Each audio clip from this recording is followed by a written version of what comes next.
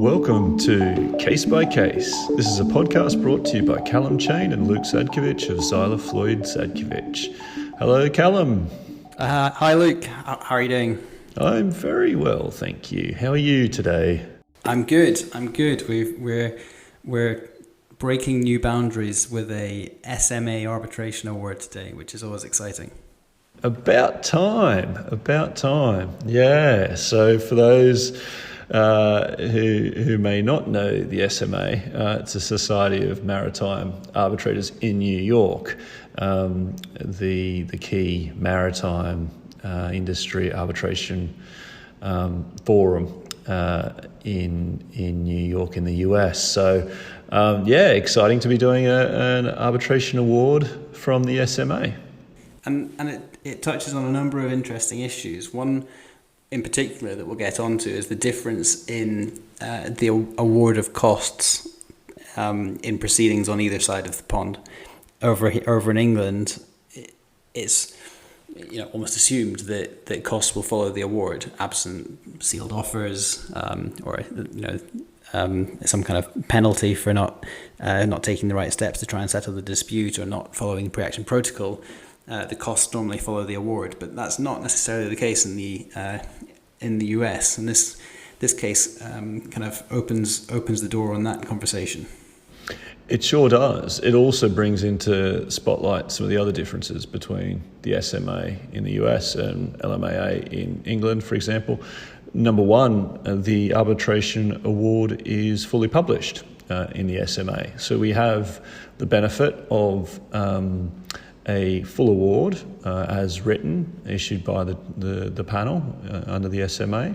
This one was a January 2021 decision. We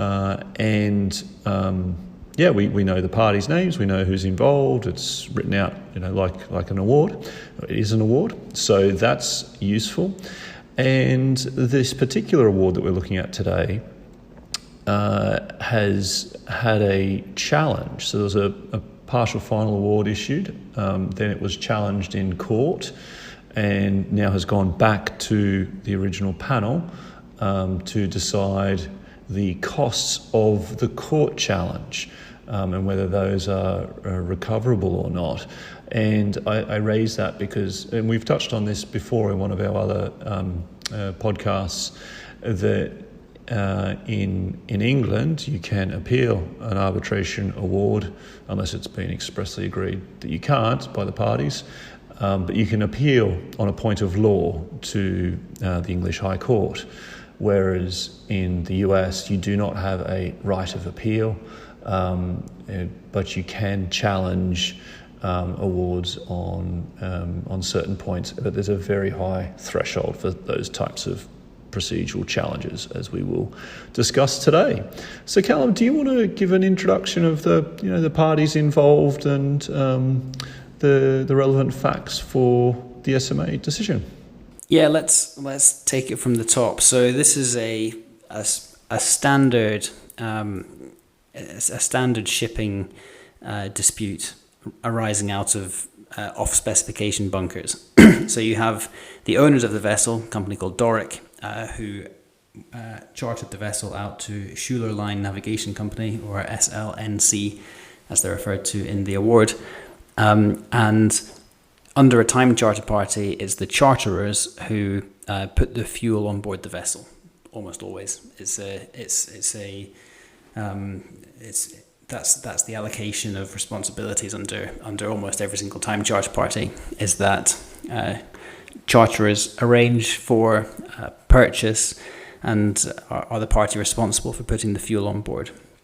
Now, obviously, in the charter party, owners are going to make sure that the correct fuel is put on board, because owners will be the party that are liable for burning the wrong sort of fuel. And there are a number of disputes arising in early 2020 when there was a substantial change in the law regarding the sulfur content of marine fuel oil, and a lot of those disputes had similar fact patterns where charterers had contracted to put fuel oil on board the vessel. Owners were then the party whose vessel was burning this fuel oil, but it fell outside these regulations because the sulfur content was too high, and owners then face a liability. Yeah, it brings back some memories, Calum. We've had quite a few of these over the years, and indeed some that are still, bubbling through. So yeah, sorry, I had to interject. Lingering memories. I'm not actually certain on the facts here whether this was to do at all with those software regulations, but it's just a way of kind of explaining the contractual relationships between the parties.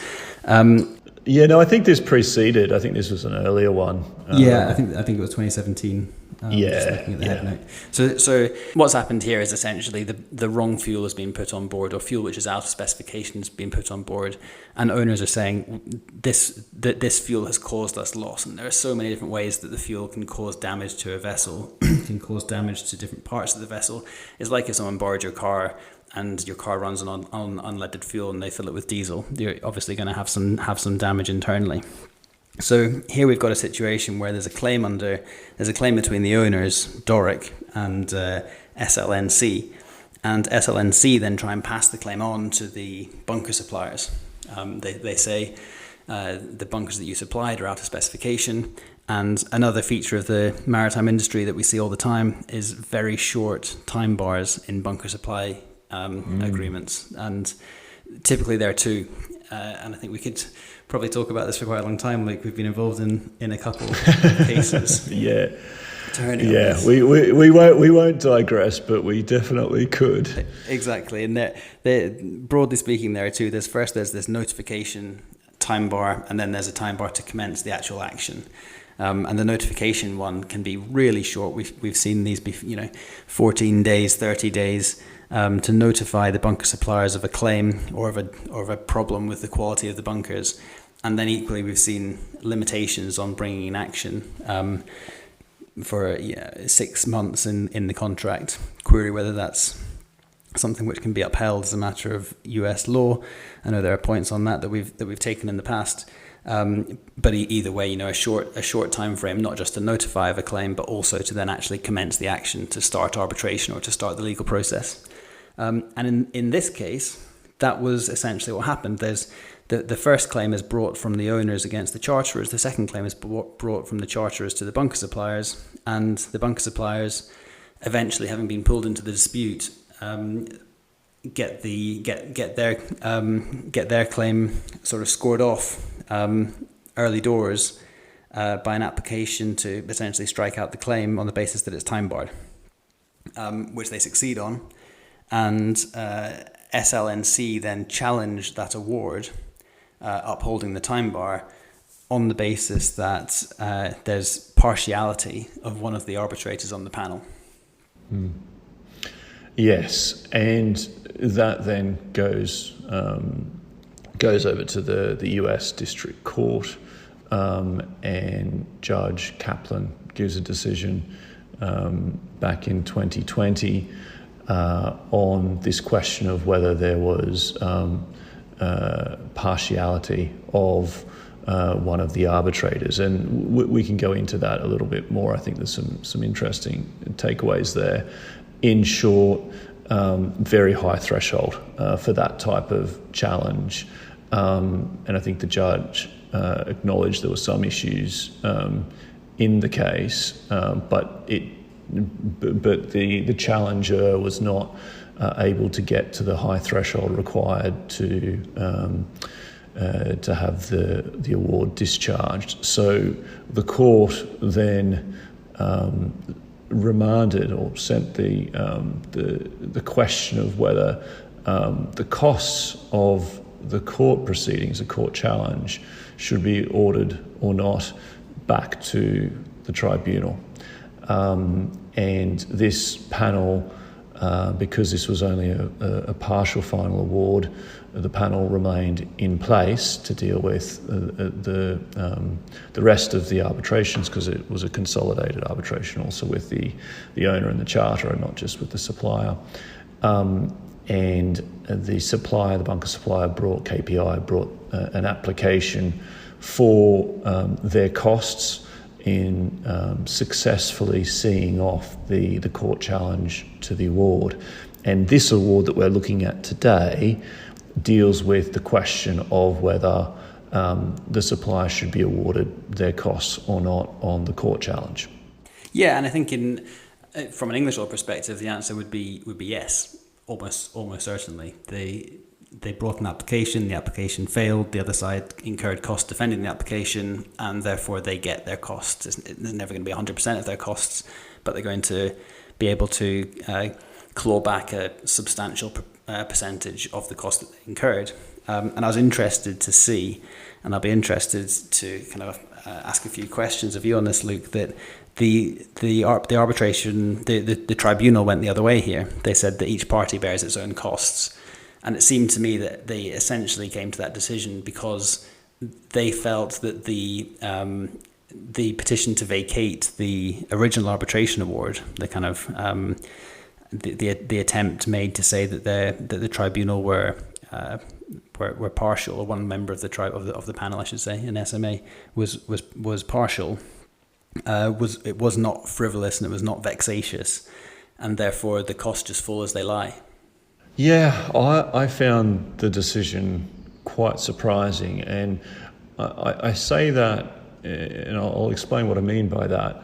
When I read the SMA decision on its own, not knowing anything about this case, I hadn't seen the court decision previously or been following it, and I just read the SMA award, as we do on these case-by-cases. We just pick a case and read it, and then come to the podcast with our thoughts. I struggled a little bit to understand how the supplier can be successful in seeing off a challenge in court. The panel goes on to find that they have the power to deal with the cost question, and that was really the main issue for this SMA award. But then go on to not award costs for the successful party in the court proceedings. And when you look at the SMA decision on its own, you somewhat need to read between the lines. It is set out in the conclusion that the fact that the challenge was not frivolous or vexatious, and there were some issues to be put before the court. I think the SMA panel took the view unanimously that those issues weighed on its discretion, and they looked at it much more in a discretionary way and said, well, there was some grounds for bringing this challenge to the award, albeit it didn't meet the high standard, and on that basis we're going to exercise our discretion in a 50-50 type way, both not awarding costs to the supplier in relation to the district court application, and basically awarding 50-50 costs on the application for costs before the panel. And you're right, I think, to draw a distinction there with the English approach, because the English approach would have looked at this much more as a question of who was successful on the court application. Obviously, it wouldn't have needed to go back to the panel for the question of cost. The court would have had power to issue costs itself. But putting that to one side, the principle it would have been that one party was arguing the legal issues in this respect, the other party was arguing in the other respect. Who was successful on arguing the legal issues? And sometimes it's not entirely one way, because some issues go both directions and there's some allocation between the parties. But in this case, there's a clear winner on the challenge, and that was the supplier. They upheld the award. And so from an English analysis, it would have been, costs follow the event, and they would have got their costs. Whereas here, and it's a distinction to draw, the American rule in the US is that costs do not follow the event. Costs fall on each party, whether you succeed or you're defending a case. That can be changed if parties agree that a successful party will get costs. And when parties agree to an SMA arbitration clause, they are, by incorporating those rules, the SMA rules, into the contract, they are agreeing that costs will be recoverable. And so it's a reversal of the American rule. And in that way, I think US arbitrators, when they approach these cost questions, look at it much more like a fairness, discretionary type question. Right, and that was the question that I was going to put to you, because I'd always understood, rightly it turns out, that the US law position was that typically costs are not recoverable. Each party just bears its own costs in the legal proceedings. But then SMA Rule 30 says the opposite. SMA Rule 30 essentially says that the arbitrators are in a position to make a cost award as they see as being just and equitable, words to that effect. And that, to me, seemed like, as you say, it was a reversal of the position. It was more of a move to the kind of English law position of costs following the event. And I didn't see anything in SMA Rule 30 that said that a party will be ordered will have a negative cost award if they bring a frivolous and vexatious action. It's broader than that. It simply just says, if the court can apportion cost in a way which is just and equitable, which, taking that into account and not having that high threshold of vexatious or frivolous claims, I was surprised that they didn't order costs here. I was too, and let's park that and come back to it, because it takes us on to what were the grounds for the challenge in court. But before we get onto that, I just wanted to explain what was the real decision here in the SMA award. And so the argument that the charterer, that SNLC made in respect of this application for costs, was that the tribunal was functus officio. So in other words, the tribunal had no power because its power had ended in respect of the matters being put before it. It's somewhat complicated because the panel was still actually alive for the purposes of the other consolidated claims.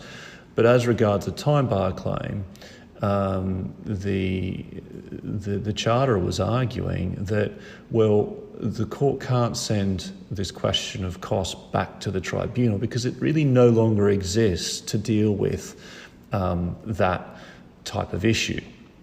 And that was the argument. That's what the parties were debating in this application and what the SMA panel ruled on. Yeah. And the SMA panel was pretty clear that it was still kind of alive and it was still capable of dealing with these questions, and that this doctrine didn't apply for a number of reasons. But it seemed to me that the most compelling reason was that under US law there's a kind of well-trodden entitlement for a tribunal to make ancillary awards of exactly this nature. Yeah, because, well, the functus officio doctrine applies when arbitrators have kind of fully exercised their authority over certain issues. So issues have been put to them, they've considered them, they've made their decision, then they have no further authority to revisit those decisions. There's finality to the decision-making process. Except in the US, there is an exception to that doctrine where an arbitral award fails to address a contingency that later arises. And those are the key words, a contingency that later arises, or when the award is susceptible to more than one interpretation. But that's not relevant here. And the Third, the Fifth, the Sixth, the Seventh, and the Ninth Circuits in the US have all recognised this exception. And the panel here, they found that this question of the recoverability or otherwise of the costs of dealing with the court challenge arising from the award was exactly that, a contingency that later arose. And there seemed to be another 2 points in addition to the legal principle that guided the panel here. The first of which was if if they found themselves to be functus officio, then the solution would simply be that they would be reconstituted as a new panel to make a decision on this cost point, and therefore there's a time saving and cost saving element in just proceeding if they had the ability to do so, which they found that they did. And the second point was that the district court had actually remanded this question back to the tribunal. And it's difficult to see how the district court could remand a question back to a tribunal that no longer existed. It'd be difficult to find that without kind of tacitly finding that the district court had made a mistake. Yeah, exactly. And I think it's the right decision here. It makes sense to me. One would expect that the court would deal with questions of costs. Coming at it from an English kind of viewpoint, but here the US court's not empowered to do so, and it's really the tribunal who has that decision-making role. And if they have the ability to hear a fresh arbitration for those costs, then it makes a lot of sense that they still exist for the purpose of dealing with this contingency that later arose. And so where you have a recognised exception like this, it does seem to make sense to me that this falls within it. But then, okay, so this is where it gets interesting, I think, where this takes a bit of a turn. So you have a clear success for the party that saw off the challenge, so the supplier that was successful in court. You then get into this application where they seek their costs. The other side runs a defence to that application on the basis of functus officio, and the supplier again succeeds on the application. They're successful in the legal arguments before the panel. But then the panel goes on to apply its discretion to not give it its costs for the court application. And when I kind of read through this for the first time, I don't know if you did this, Calum, but I read through it a couple of times to say, hang on, what's happened here? Why has the panel not given KPI its costs? Yeah, I thought they would until they said that. I felt like they were lining up to say, you have your costs. Okay, one point that I thought was interesting. The costs that were in question here were the costs of defending the application made to the court to set aside the award in favour of charterers. Okay, so the bunker suppliers make an application to the court. It's the other way around. The charterers make an application to the court to say that the decision of the panel upholding bunker suppliers' time bar should be set aside. And bunker suppliers then incur costs resisting that application. Yes. And the way the panel's framed the question of costs in this instance, in this decision, is to say, was it reasonable? Was it either reasonable or alternatively was it frivolous and vexatious for charterers to bring that challenge to the original decision of the panel? And if you frame it the other way, I'm not sure that they would be entitled to, but it did cross my mind. If you frame it the other way, as was it reasonable for bunker suppliers to resist the application to challenge the initial award? Was it reasonable for KPI as the bunker suppliers to go to the district court and to say this award should not be set aside because it remains valid?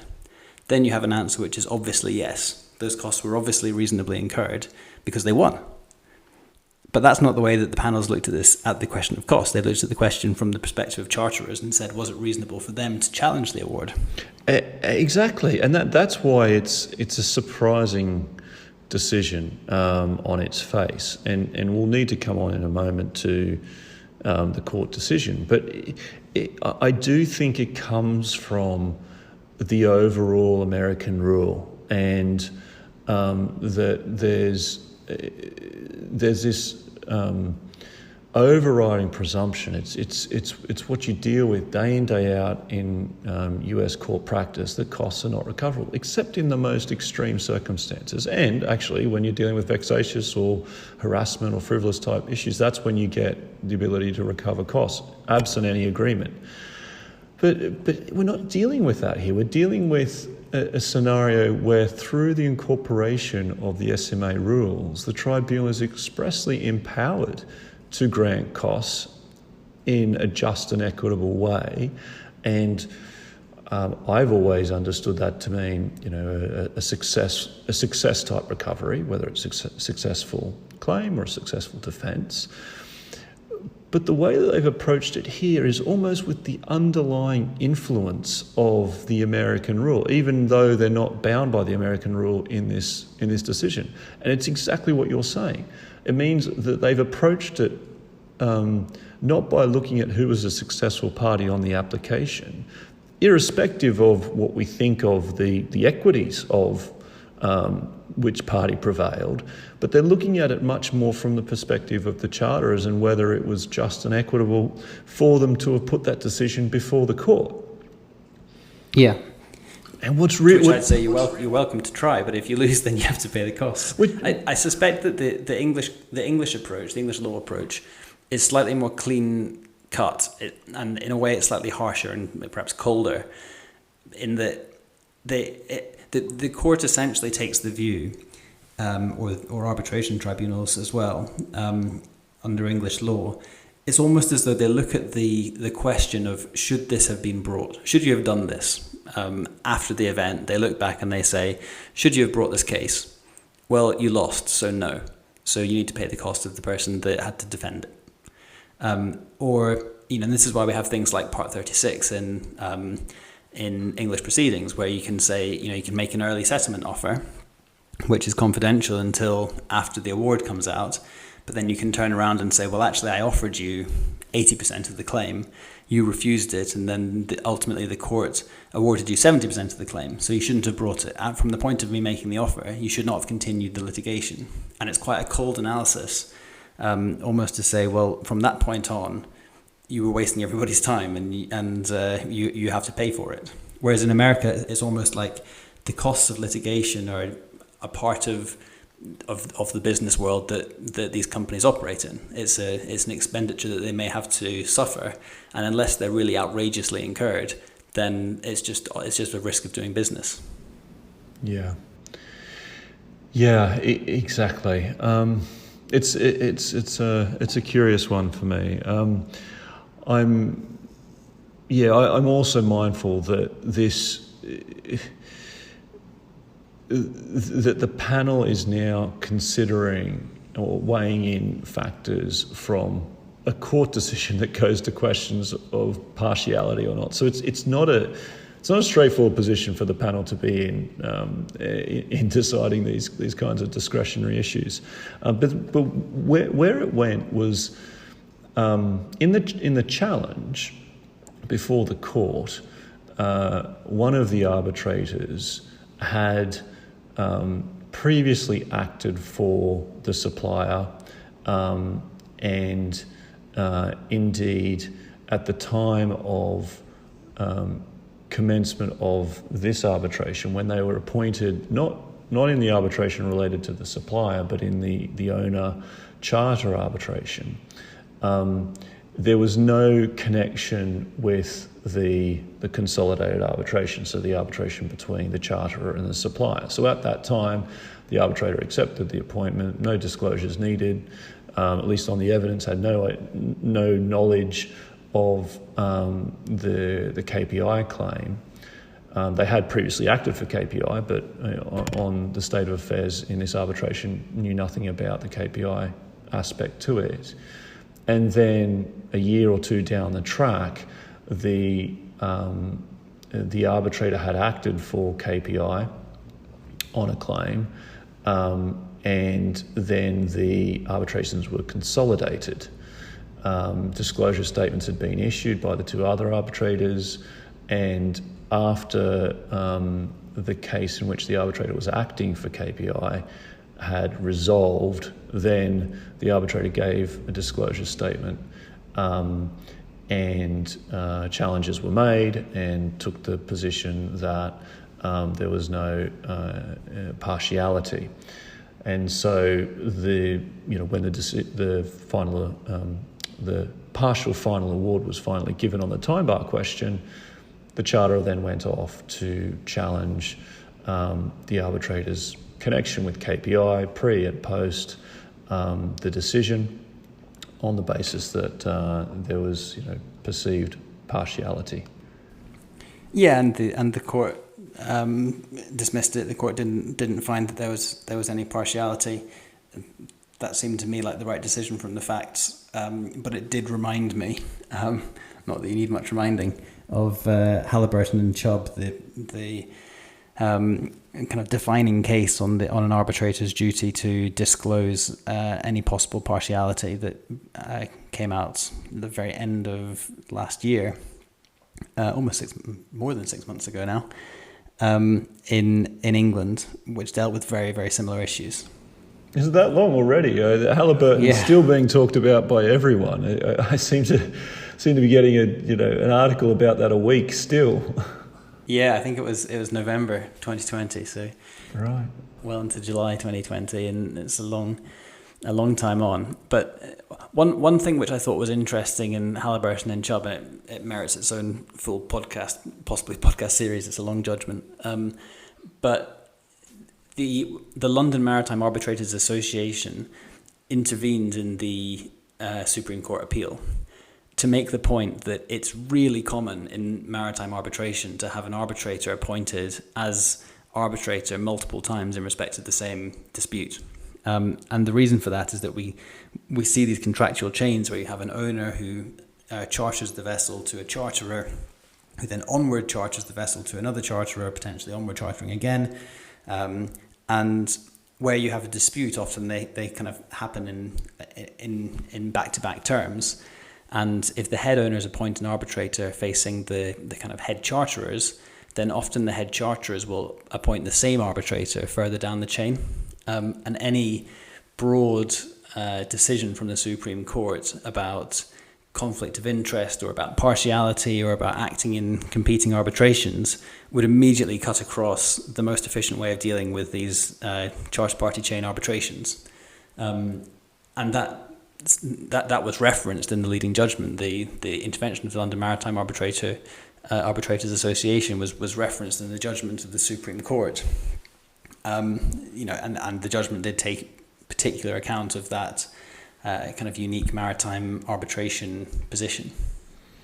Yeah, that is a good point. The other question I had for you, though, is Halliburton. That decision dealt with a situation where Mr. Rockerson, QC, I think it was, where he was appointed on behalf of the same party in two separate arbitrations. And on behalf of Chubb. And the main challenge by Halliburton there was that there are lots of issues involved in that case. As you say, we could talk about it for a long time. But one of the key issues was that there could be arguments made or submissions made in the other arbitration that could sway the arbitrator or could put additional arguments before the arbitrator that were not being made in the arbitration that might influence the thinking of the arbitrator. When you say it out loud, it does sound quite tenuous, but that was one of the key points in that decision. In this decision, though, Calum, we are dealing with an arbitrator who very recently, and even in parallel to his appointment, was acting for a party like as counsel, and then was sitting as an arbitrator in a case that then involved that party. And I could be wrong, but I may be wrong, but I thought there may have even been a subsequent appointment as counsel again after the decision. I'm not certain of that. I'll see if I can check that as we're talking. But putting that to one side, are we talking about a different scenario than Halliburton, where you've got an arbitrator sitting as an arbitrator on two different arbitrations for the same party, and a case where an arbitrator is sitting as an arbitrator ruling on a case that involves one party and then acting as counsel for that other party, perhaps historically or maybe in the future? Does that change the analysis? Yeah, I think you're definitely right to bring that up, because it is a difference. There's a key difference in terms of role, and the role of an arbitrator is impartial, and the role of counsel is partial. So you're immediately in a box where you're partial to that entity insofar as you're appointed as counsel, and yes, you can see the potential conflict there between your role as partial counsel, with your counsel hat on, and your role as impartial arbitrator, albeit in a completely different dispute which is unrelated, when you're acting in the panel. I think that is very different to being an impartial arbitrator in a number of different arbitrations involving the same party. The other thing I'd say is that one of the key points from Halliburton and Chubb was reiterating the duty of disclosure, of disclosing these points at an early stage, and balancing the duty of disclosure with the duty of confidentiality, and almost inviting there to be challenges made at a point where the challenges can be properly adduced, rather than being in a situation where after an award comes out, there's, as we have here, there's then a challenge to the partiality of the panel. Resolving these things at an early stage obviously is more efficient. It saves on costs, and it saves everybody's time.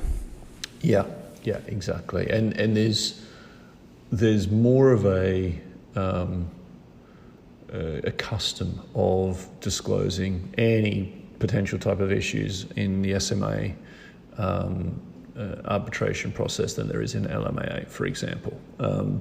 At the start of LMAA arbitrations, we don't receive a long list of potential disclosure, factors from LMAA arbitrators. Of course, if they have a discrete issue or a conflict, then they're under a duty to raise that. But as a matter of practice, under the SMA, the arbitrators do give disclosure lists as a matter of course, and they do set out, any descriptions of their relationship with counsel and with parties that are involved in the arbitration. And perhaps coming full circle back to this question of costs, where originally we were struggling to see the basis for costs not being awarded, it perhaps is just an expression of how seriously the panel took the right of charterers to ask questions about partiality, that they didn't want to even consider penalising in costs a party's ability to raise legitimate questions about the partiality of the panel that have been appointed. I see that. I'm still not entirely convinced by the decision, but I can see why, from a discretionary perspective, they made the decision that they did. It was an interesting one. It was one of those awards where, at first glance, I thought this was going to be a nice, neat 5-10 minute podcast.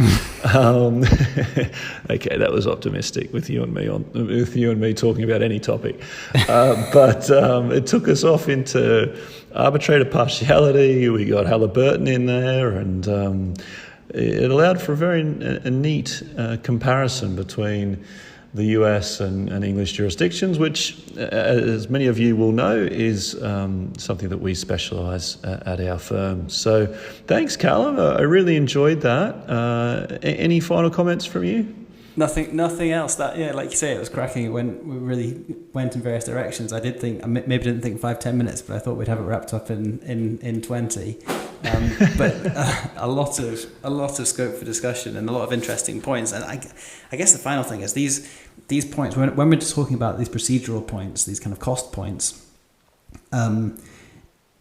you sometimes feel like we're not talking about the substantive legal issue, but actually these cost points really matter. They really matter to our clients. They really matter particularly to kind of insurer clients. It's really important that practitioners are on top of, the costs and the expenditure of the legal process.